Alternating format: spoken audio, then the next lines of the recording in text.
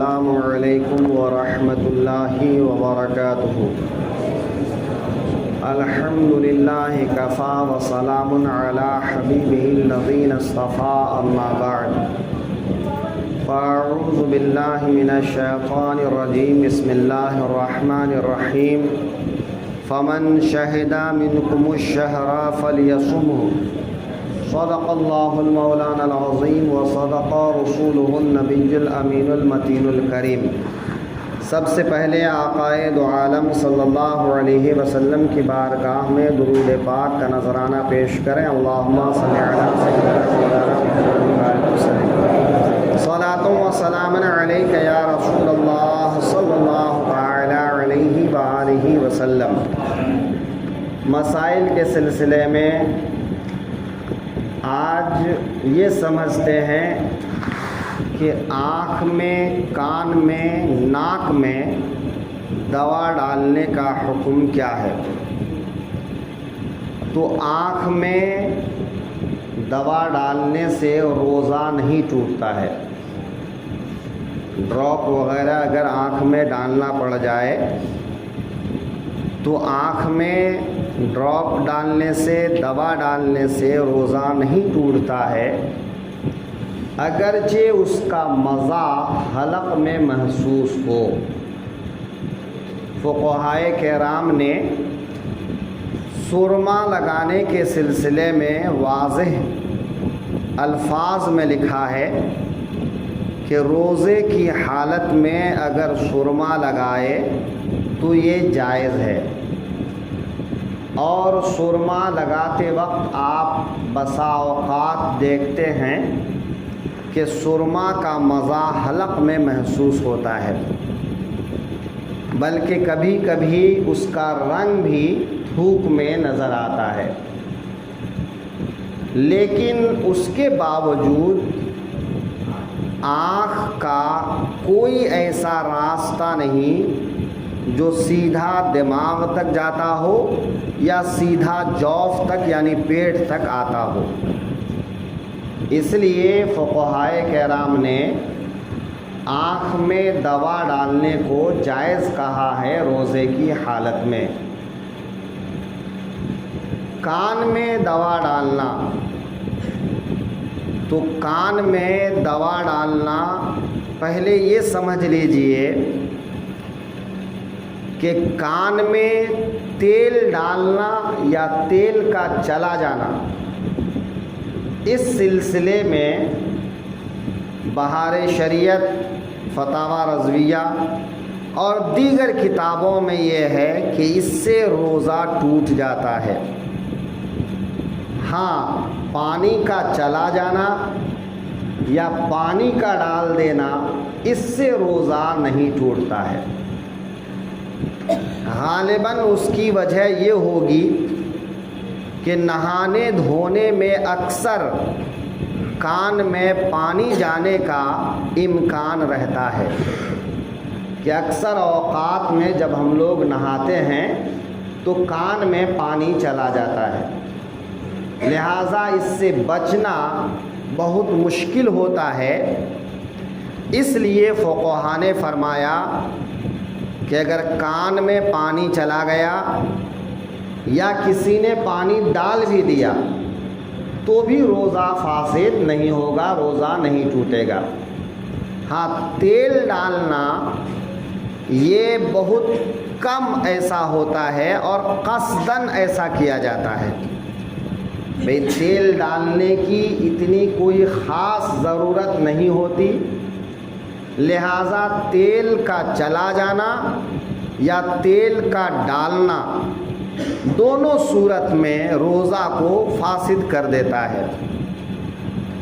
حالانکہ کان کے سلسلے میں بھی جدید تحقیق یہ ہے کہ کان سے کوئی ایسا راستہ دماغ تک نہیں جاتا یا جوف تک نہیں جاتا، اس لیے کان میں دوا ڈالنے سے روزہ نہیں ٹوٹنا چاہیے۔ لیکن فقہائے کرام نے فرمایا ہے کہ ان مسائل میں جدید تحقیقات کو دخل نہیں ہے، بلکہ فقہائے کرام کے جو پرانے اصول اور ضابطے ہیں وہی معتبر ہیں۔ لہذا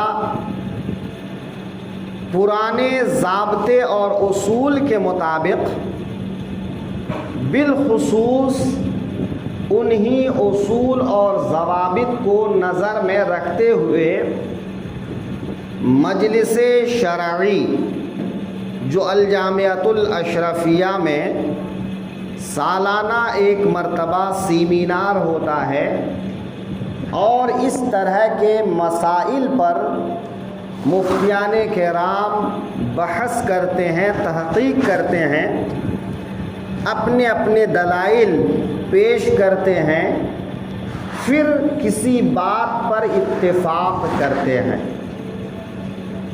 تو مجلس شرعی کے فیصلے میں بھی اس بات پر اتفاق کیا گیا ہے کہ کان سے اگرچہ کوئی راستہ جوف یعنی پیٹ تک یا دماغ تک نہیں جاتا، لیکن کان کا اندرونی حصہ ایک جوف کا حکم رکھتا ہے۔ لہذا کان کے اندر دوا ڈالنے، ڈراپ ڈالنے سے بھی روزہ ٹوٹ جاتا ہے۔ اسی طرح ناک کے اندر دوا ڈالنا، تو اگر ناک کے اندر دوا ڈالنے سے ناک کے بانسے تک دوا پہنچ جائے، چاہے وہ قطرہ قطرہ ڈالا جائے یا پھر اسپرے کیا جائے، دونوں صورت میں روزہ ٹوٹ جاتا ہے۔ تو ناک میں کبھی اکثر ایسا ہوتا ہے کہ جب ناک بند ہو جاتی ہے تو ہم لوگ ڈراپ ڈال لیا کرتے ہیں، چاہے وہ بچے ہوں چاہے بڑے ہوں۔ اکثر گھروں میں ایسی تکلیف ہوتی ہے تو لوگوں کو ڈراپ رکھنا پڑتا ہے۔ بھئی جو بچے والے لوگ ہیں ان کو تو عام طور پر بخار، الٹی، کان درد یا ناک بند ہونے وغیرہ کی دوائیاں رکھنی پڑتی ہے۔ بھئی کب کس طرح کے حالات پیدا ہو جائیں نہیں کہا جا سکتا۔ لہذا ناک کے اندر ڈراپ ڈالنا یا اسپرے کرنا روزے کی حالت میں ان دونوں چیز سے روزہ ٹوٹ جاتا ہے۔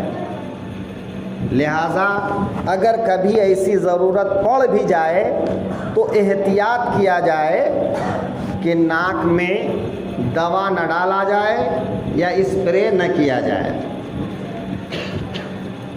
منہ کے اندر کبھی دانت وغیرہ سے اگر خون نکل آتا ہے، بہت دفعہ ایسا ہوتا ہے کہ دانت میں سے خون نکل آتا ہے، تو اگر وہ خون